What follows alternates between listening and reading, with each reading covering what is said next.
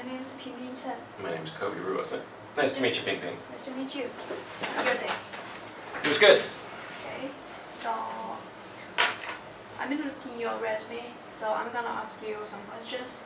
So my first question is, why did you want to be a behavior technician? Since your major is psychology. Yeah. So I majored in psychology, industrial and organizational psychology, which is really just human resources or work psychology. But I met a behavior analyst in my first year up here, and she offered me a job, just taking one client. So I took the job, and I worked it with her. I took one and then two clients, and I worked with her I have been working with her for about 3 years now, and I fell in love with behaviorism, and I'm going to eventually get my master's in this. So this is what I'm going to do for a living. Yeah, I just started doing it, and so I fell in love with it. Okay. Since you're working now, why don't you talk about some experience about your client now? So the most profound experience that I had, the experience that really showed me what behaviorism can do, was my first client. And the program that I was running is called a COEX, for verbal communication. So you just want the child to echo what you do.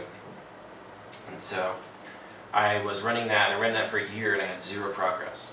He made progress in other programs, but not that program. He was completely nonverbal. And I spoke about this with my behavior analyst, many times. And then finally, at a year, I said, say something. I gave some sound, cookie or something, and or ka, and he gave a puff of air. And my behavior analyst was there, and she said, "Oh, that's it.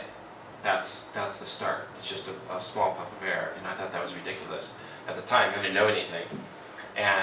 But sure enough, a month later, he was, getting 100% on echoics. I would say whatever. He couldn't do words, but I would say, pa, and he would say pa. And so he finally got it. And that's when I realized, that this stuff works. Behaviorism works. And the programs that they write and how they do it works. And so that's when I decided to continue with it for a career. So, were you happy when you heard the first word, pa?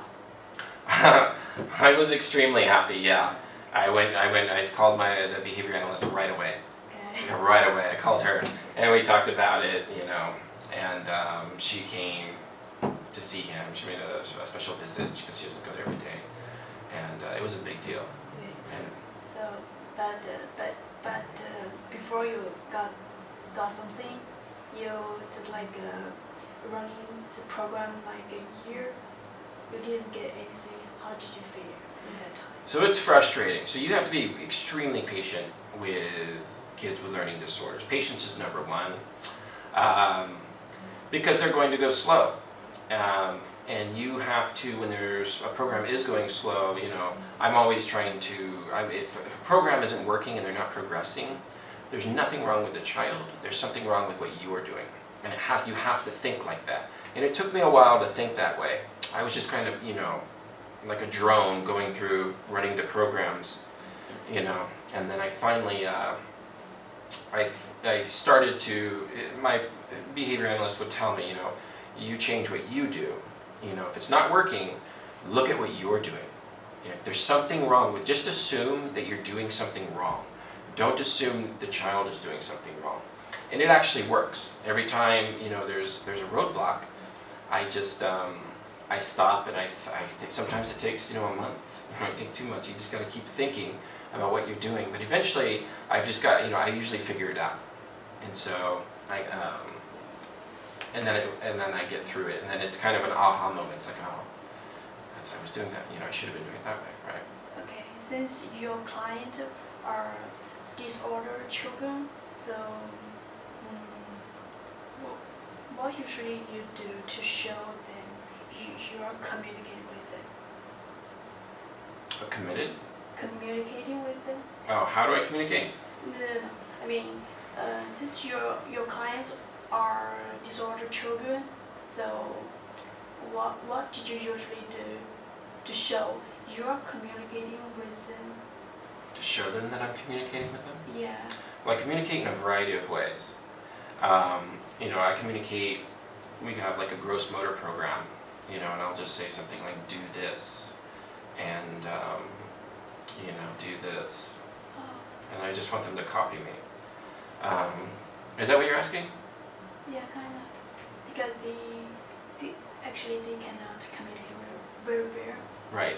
So you need to you do something to communicate with them. Right? Yeah, you always have to find out where they're at. Like, what is their level of communication? My first kid, was basically nonverbal, but he could point at pictures. If he wanted cookies, if he wanted cereal, if he wanted milk. So that was called PECS training. So we did a lot of that. And so you always assess the child, and then once you've assessed them, you set your target right in front of where they're at. So if they're here, you just go right in front of where they're at, and then you just, as they progress, you just keep the target right in front of them. Okay. And that's how you have to do it. You can't put the target, you want to teach a kid calculus, you don't just go to a 5-year-old and teach him calculus. You go to and you teach arithmetic, then you teach algebra, then you teach geometry, then you teach trigonometry, and then you teach calculus. Okay. Right? Okay, thank you for coming here. Hey, all right, you're welcome. Bye-bye. Thanks, Vicky. Okay. We made it. Like Nope. 6 minutes,